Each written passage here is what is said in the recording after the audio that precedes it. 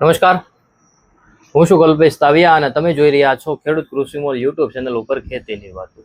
મિત્રો, આજની ખેતી માહિતીની અંદર આપણે વાત કરવી છે કે મગફળીના બીજની અંદર જે બીજ માવજત કરવામાં આવે છે તો એ બીજ માવજત આપણે શા માટે કરવી જોઈએ, કેટલા માપ સાથે કરવી જોઈએ, બીજ માવજત કરતી વખતે આપણે શું ધ્યાનમાં રાખવું જોઈએ, કેવા પ્રકારની દવાઓ છે કે જેનો પટ આપીએ તો આપણને સારું રિઝલ્ટ મળે, તેના વિશેની સંપૂર્ણ માહિતી મિત્રો આ વિડીયોની અંદર આપણે મેળવવાના છીએ. મગફળીના પાકની અંદર જે રોગ જીવાતો છે એ ન આવવા દેવા માટે આગોતરું આયોજન કરવું એટલે બીજ માવજત. શરૂઆતની અવસ્થાની અંદર રોગ જીવાતોનું આક્રમણ થાય છે, એટેક થાય છે, ત્યાર પછી મુંડાઓનો એટેક થાય છે, કાળી ફૂગનો હોવાથી છોડની અંદર ઘણા બધી ડેમેજ આવતા હોય છે, છોડ નુકસાન થાય છે, ફૂગ આવતી હોય છે.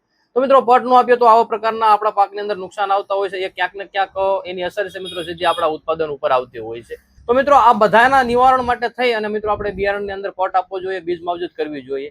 મિત્રો, આપણે આગળ વાત કરીએ કે બિયારણની અંદર પટ આપણે ક્યારે આપવો જોઈએ.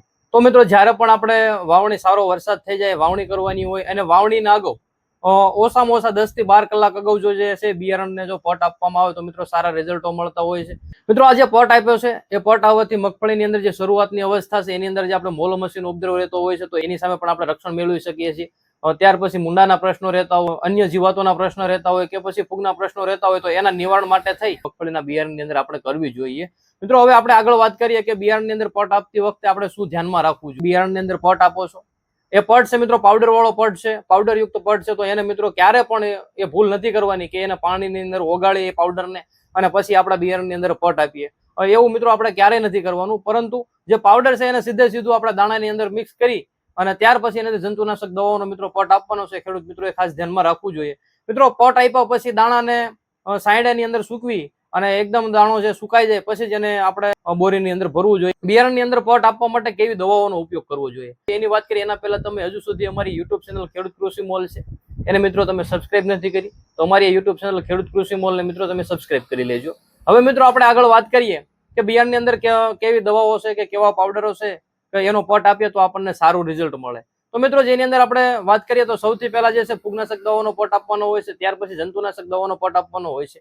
પરંતુ એની અંદર આપણે સૌથી પહેલા વાત કરીએ કે જંતુનાશક દવાઓ છે એટલે કે મુંડાના માટે જે આપણે પટ આપવો છે તો એની અંદર બજારની અંદર જે થાયોમેથોક્ઝમ 30% FS મળે છે.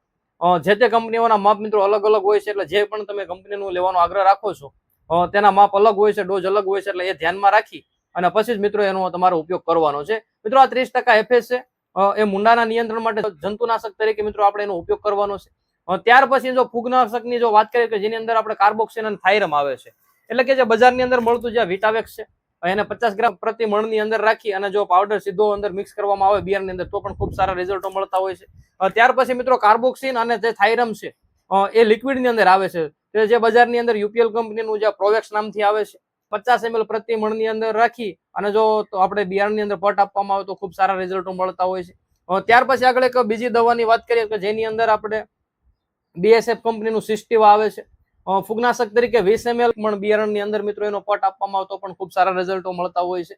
તો મિત્રો, આપણે જે અત્યારે વાત કરી દવાઓની કે જે ટેકનિકલોની કે જેને ફૂગનાશક અને જંતુનાશક તરીકે કામ કરે છે, પરંતુ ઘણી બધી કંપનીઓ દ્વારા એવી દવાઓ પણ આપવામાં આવે છે કે જેની અંદર આપણે જે અલગ અલગ જે દવાઓ છે મિક્સ નથી કરવી પડતી અને એક જ દવાની અંદર બધું આપે છે. તો એની જો આપણે વાત કરીએ તો જે સિઝન્ટા કંપનીનું જે વાઇબ્રન્સ ઇન્ટેગ્રલ આવે છે તે તમે એનો ઉપયોગ કરી શકો છો.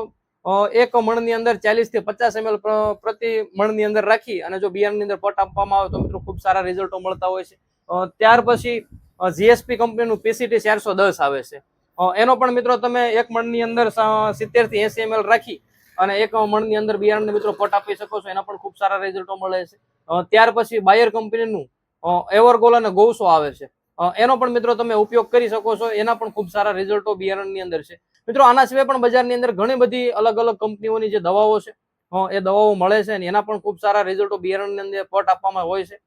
જો તમે તમારા અનુભવના આધારે એનો પણ તમે ઉપયોગ કરી શકો છો અને જે તમે બિયારણને પટ આપો છો અને દવા સારી છે, તમને જે રિઝલ્ટ સારું લાગ્યું છે તો આપણા જે અન્ય ખેડૂત મિત્રો છે એને પણ કોમેન્ટ બોક્સની અંદર મિત્રો જરૂરથી જણાવજો. મિત્રો, આગળ વાત કરીએ કે આપણે જે કોઈ પણ પ્રકારનું આ બિયારણ છે એને પટ આપીએ છીએ, પટ છે ક્યાં સુધી કામ કરશે આપણા મગફળીના પાકની અંદર. જો એની વાત કરીએ તો મગફળીના પાકની અંદર શરૂઆતની અવસ્થા એટલે કે 40-45 દિવસની જે અવસ્થા છે એ અવસ્થાની અંદર જે મોલો મચી છે કે પછી મુંડાનું આક્રમણ છે કે રોગ જીવાતનું આક્રમણ છે, ત્યારબાદ ફૂગનો જે એટેક થતો હોય છે એની ઉપર મિત્રો આપણે નિયંત્રણ મેળવી શકીએ છીએ. એ ખેડૂત મિત્રો એ ખાસ ધ્યાનમાં રાખવું જોઈએ. મિત્રો તમે પણ મગફળીના પાકનું વાવેતર કરવાના હો તો આ પ્રકારનું જો બીજ માવજત છે જરૂરથી કરજો. મિત્રો વિડીયોની અંદર આપવામાં આવેલી માહિતી છે જો સારી લાગી હોય, ઉપયોગી લાગી હોય તો વિડીયોને લાઈક કરજો. આપણા જે અન્ય ખેડૂત મિત્રો છે એની સાથે વિડીયોને જરૂરથી શેર કરજો. મિત્રો ફરી એક વખત આવા જ એક ઉપયોગી વિડીયો સાથે મળીશું.